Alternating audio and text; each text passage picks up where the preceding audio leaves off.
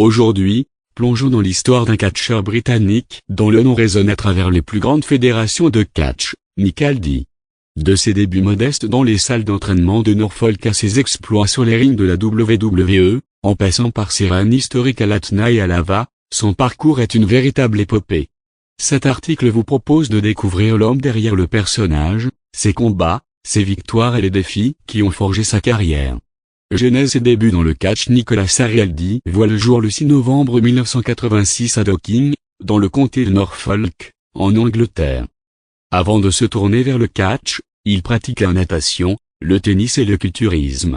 C'est au House School, dirigé par le légendaire Ricky Knight, père de la catcheuse Paige, qu'il apprend les rudiments du catch.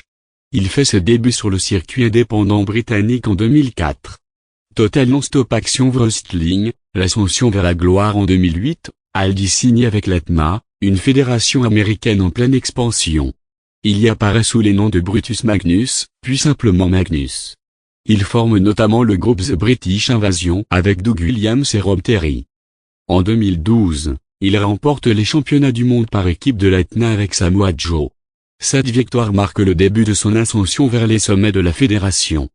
Premier champion du monde britannique à l'ATMA le 9 janvier 2014, lors de l'épisode de Impact Wrestling, Magnus crée l'histoire en devenant le premier champion du monde britannique de l'ATMA.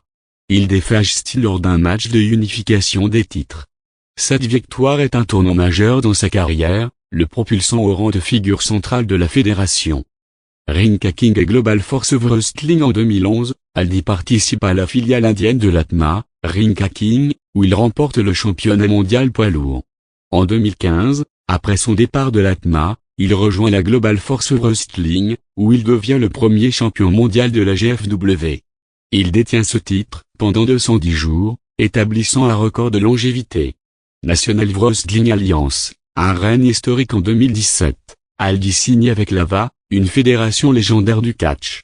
Il devient champion du monde poids lourd de Lava en battant Tim Storm. Il perd le titre face à Cody Rhodes lors de l'événement Lean. Cependant, il récupère le titre en 2018 lors du 70e anniversaire de Lava, entamant un règne record de 1043 jours, le plus long de l'histoire de la fédération. Il défend avec succès son titre à 34 reprises avant de le perdre en 2021. Diversification médiatique et retour à la WWE en dehors du ring, Aldis se diversifie. En 2008, il participe à la version britannique de l'émission Gladiator sous le nom d'Oblivion. Il est également co-présentateur de Britain's Strongest Man sur la chaîne Challenge TV. En novembre 2023, il rejoint la WWE en tant que producteur et devient le directeur général de l'émission SmackDown.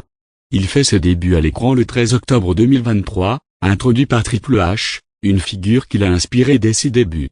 Vie personnelle. Nick Aldis est marié à la catcheuse américaine Mitski James depuis le 31 décembre 2015. Le couple a un fils, Donovan Patrick Aldis, né en 2014. Aldis réside actuellement à Nashville, Tennessee. Perspective d'avenir. Bien qu'il n'ait pas lutté depuis 2023, Aldis n'a pas exclu un retour sur le ring.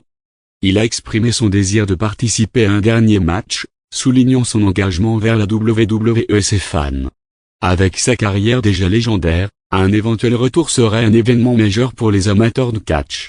Conclusion. Le parcours de Nick Aldis est celui d'un homme passionné, déterminé et ambitieux.